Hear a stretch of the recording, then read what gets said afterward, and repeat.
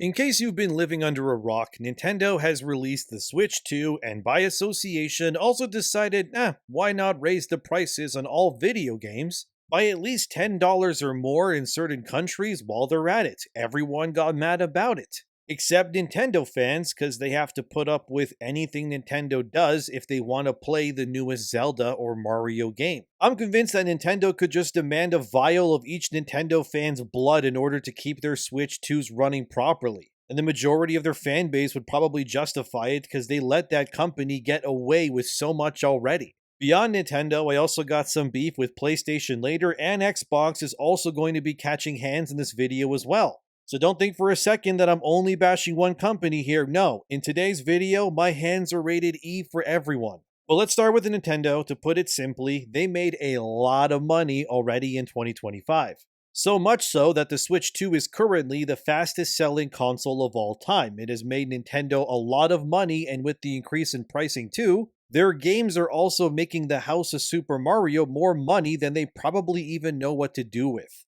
But that being said, Nintendo has still, as The Verge reports here, refused to raise prices on the Switch 2 console as of yet anyways, because they deem it too risky. But in their infinite wisdom, they did a 4D chess move Gigabrain thing where Nintendo did also confirm that the Switch is instead getting a price increase, just not the Switch 2. Actually, like the original Switch, is becoming more expensive now. And I'm not kidding. As seen here, as of this video coming out, which is August 3rd, well, surprise, the original Switch is now more expensive. Nintendo claims it's due to market conditions, but I think the real reason is simple. They want to make the Switch 1 more expensive to just force people to just buy a Switch 2 instead. Why buy the Switch 1? If the better system overall is only like $100 more, right? Here's the increases. They're mostly affecting American Nintendo users, but as you can see, everything from Joy-Cons, the Switch itself, and its other versions, everything across the board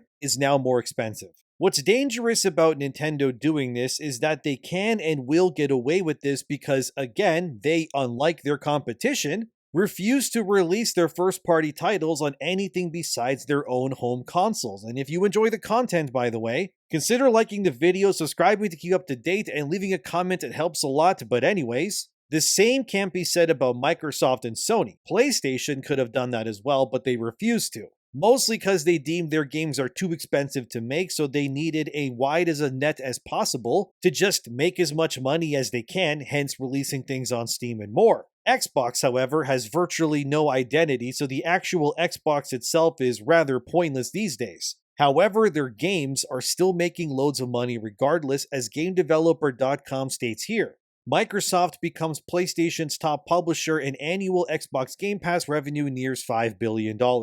Currently, the best-selling game on PlayStation this year isn't Call of Duty or GTA, it's actually Forza Horizon 5. As seen here from Polygon, Forza Horizon 5, which is a 4-year-old port by the way, has topped the PlayStation charts. Exact figures as seen here show that Forza sold 3 million units to become the best-selling game so far on PlayStation this year, with Monster Hunter Wilds trailing just behind it with 2.9 million copies sold. That being said though, Forza still sold like crazy, and I bet if Nintendo even released a single one of their older games on say PlayStation or Steam, they would rake in millions as well. Like a simple port of Pokemon Red or Blue alone, that would likely make Nintendo hundreds of millions of dollars if they released it on PlayStation or Steam, but obviously Nintendo refuses to budge. That being said, it's not all sunshine and rainbows, since unlike Nintendo, Microsoft did try to also charge the whole $80 for video games, and that has since blown up in their faces, and rightfully so. As Windows Central says here, Microsoft has already walked back its $80 price tag for its future games back to $70, with The Outer Worlds 2, which was meant to be the first game from Xbox to support this new pricing model, already turning back the prices. It's simple, obviously. Nobody was buying the game, clearly. That's the only reason why they would do this. I would imagine the pre-order numbers for The Outer Worlds 2 were probably absolutely abysmal. And really, for all Xbox games for Microsoft to turn heel like this so quickly is why they did it, and due to this, the refunds will also be issued. And players will not have to pay Nintendo prices anymore for Xbox games, which is a good thing. But this now creates another conundrum, which is currently, as of this video anyways being made, Nintendo is now the sole video game company that is objectively charging more money than their competition for not just their first party titles, but their ports of games that are readily available already on other hardware and storefronts. So the question now stands, will Nintendo walk these prices back to $70 too? My guess is they never will, since with the release of the Switch 2, Nintendo already made off like bandits into the sunset. Matt Piscatella, a video games analyst for Circana, recently reported on Nintendo and the overall industry via Blue Sky.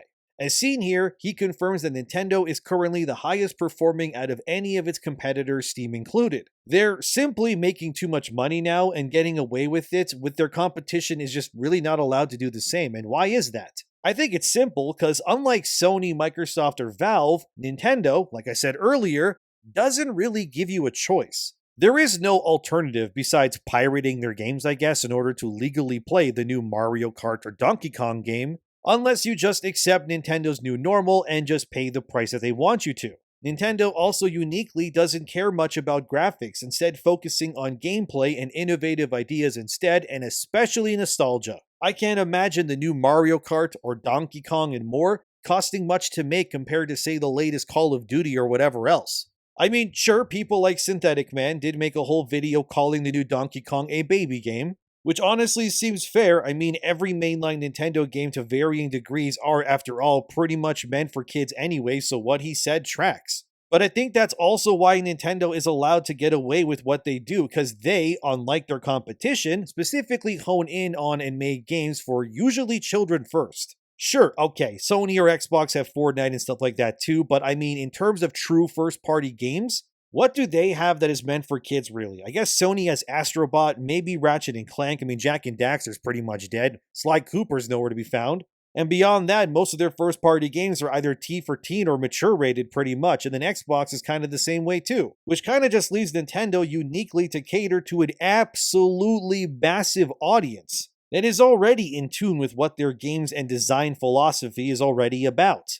It's also dangerous because now the most vulnerable group of people is becoming normalized to the idea that games just cost more now when they don't anywhere else but within Nintendo's ecosystem. As Matt Piscatella shows here, Nintendo still made June 2025 a record for the year, with spending overall increased by 22%, making billions in the process, but overall spending is still down 2% compared to last year compared to the last. But it's clear that the game industry was in a slump spending-wise until Nintendo pretty much came out with the Switch 2. I mean, just look at the graph here and it's obvious. June 2025 hits on the far right there, which is when the Switch 2 released, and yeah, boom, they went off to the races. Piscatella even had this very eye-watering number increase, which reads, June hardware spending increased by 249% when compared to a year ago to $978 million.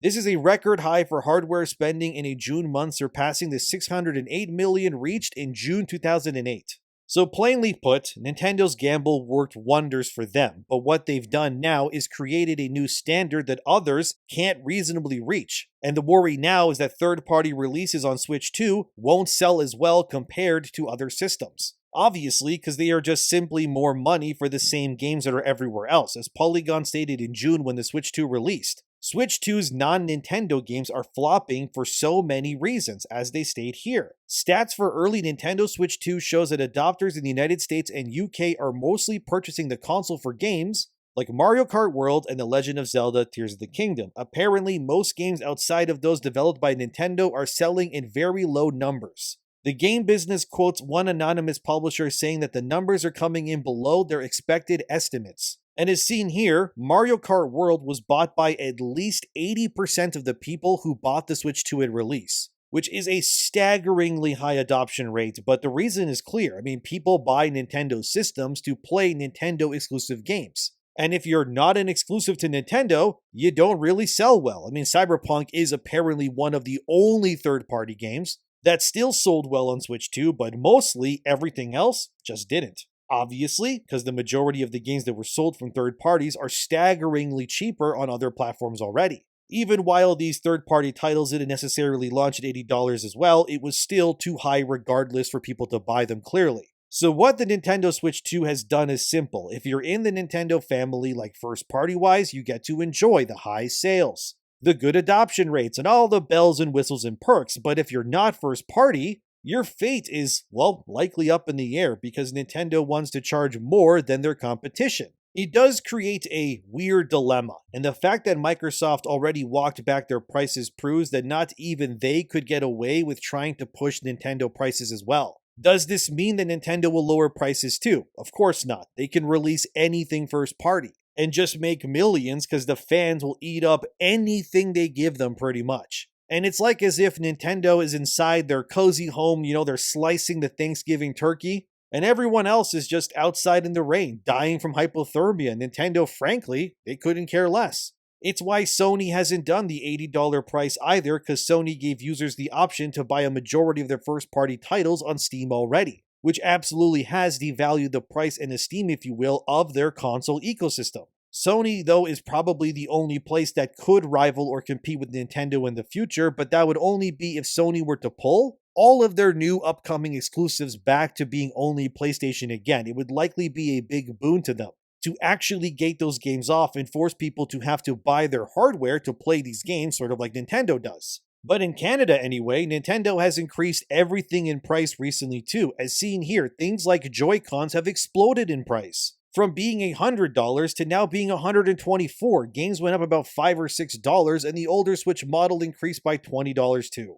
Same thing, market changes they claim, but I feel as if Nintendo is just proving nightmares are being true again, and still refusing to care about the rest of the gaming ecosystem if I'm being honest. They just want to sell their games and accessories for inflated price points because they know they will get away with it and players will justify any change that Nintendo does. For a more recent example, Persona 3 Reload will be $90 on Switch 2 and won't even include the expansion of the game, despite that game being almost 2 years old by the time it comes to Switch 2. As stated here as well, you'll need to fork over another $35 extra on top of the $90 you just spent on Persona 3 Reload to get its expansion pass, bringing that whole game's experience well into the plus $100 range, again for a game that will almost be 2 years old since it released on PS5 and Steam. And then this brings the other issue, which is game keycards. As seen here, Borderlands 4 will also come to Switch 2, but will also be using the game keycard function as well. Basically, when you buy these games physically on Switch, the actual games are not on the small cartridges that you just bought. Instead, you are just given a code to download the game from the Nintendo eShop. Then, that game keycard that you have is then slotted into the Switch 2, think of it like a key if you will, to then tell your console that you have the key to open the digital door, I guess, to play the game that is fully digital and not physical whatsoever. Essentially meaning that when you buy a game physically on Switch, it's not really physical at all. There's nothing on the key card. You're basically just paying extra for a small piece of plastic and a box to put on your shelf.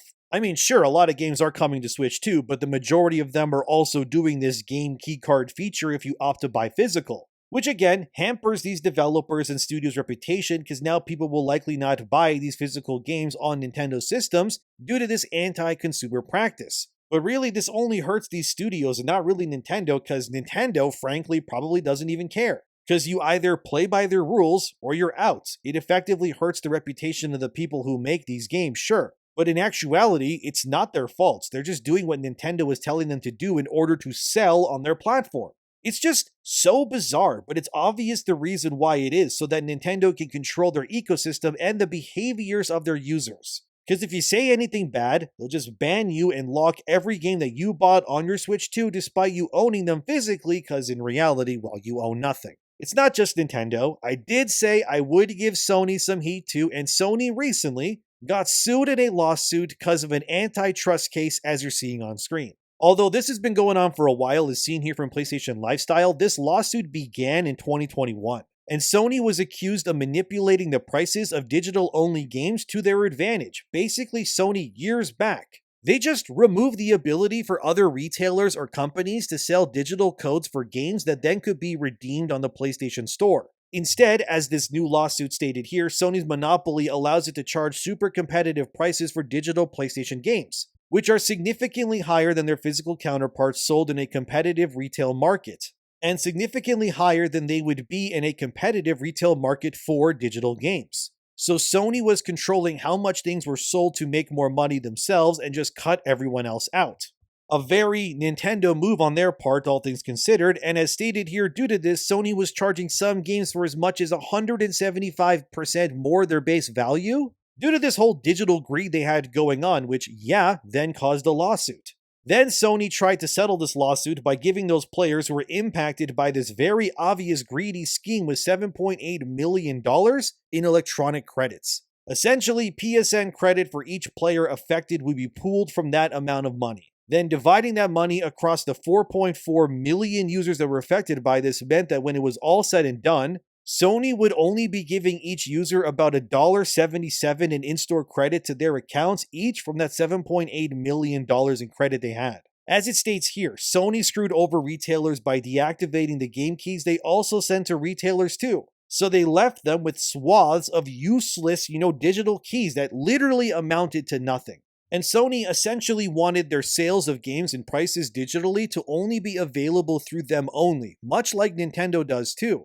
This was all to keep as much money as humanly possible for these companies, which is, yes, very scummy. As of now, there really hasn't been a settlement for this lawsuit at Sony, but it shows that none of these companies, no matter where you go, they are all doing things that are ethically bad for everyone. They have all tried and have either gotten away with or accused of antitrust or anti-consumer practices one way or another. And the greed has clearly been stifled. I mean, even Battlefield 6, which is probably going to be the biggest release of the year now, to be honest, has confirmed, as seen here from Games Radar, that it too will release at $70. Of course, the bonus editions will cost up to $100 or God knows what, which I mean, that's kind of normal for most AAA games. But the point here is that the base version, as it should be, is $70 and not $80 or, my God, $90. So clearly the complaining, the videos being made, and the online discussions from literally everyone just worked out in the end. Wow, it's almost as if your voice actually matters or something, like I keep telling you guys. You should never be afraid to speak your minds. Always say what you want to say and don't hold back. The entire industry tried to suffocate you with all of these stupid predatory price increases and anti-consumer things, yet the pushback was so monumental that now Borderlands 4 and Battlefield 6, two of the biggest games probably this year, are now, not budging their prices higher. Although it is crazy that a game like Mario Kart World now costs more than the new Battlefield game, and when you compare them, I mean, it's just crazy, man. But that's Nintendo for you. They keep getting away with things because they've baked the concept of being anti-consumer into the very players they have serviced for decades now. And when the disrespect becomes normalized, the affected stop seeing it as disrespect anymore. But they instead just simply see it as how things have always been. And at that point, the brainwashing is successful and Nintendo has done just this. But it is great to see literally everyone else pushing back and telling the industry, do not become money hungry like Nintendo or we will fleece you alive. And the fact that Microsoft and Sony are paying the prices in various ways for also being anti-consumer, that speaks volumes too. So in the end, your voice matters. Please keep using it. Please keep speaking your minds and be your own person. Don't let anyone silence you into compliance because the strongest thing you have is your voice. So I thank you all for using it. As always, thank you for watching. Subscribe to keep up to date in the future. Let me know what you think in the comments and I'll see you in the next one.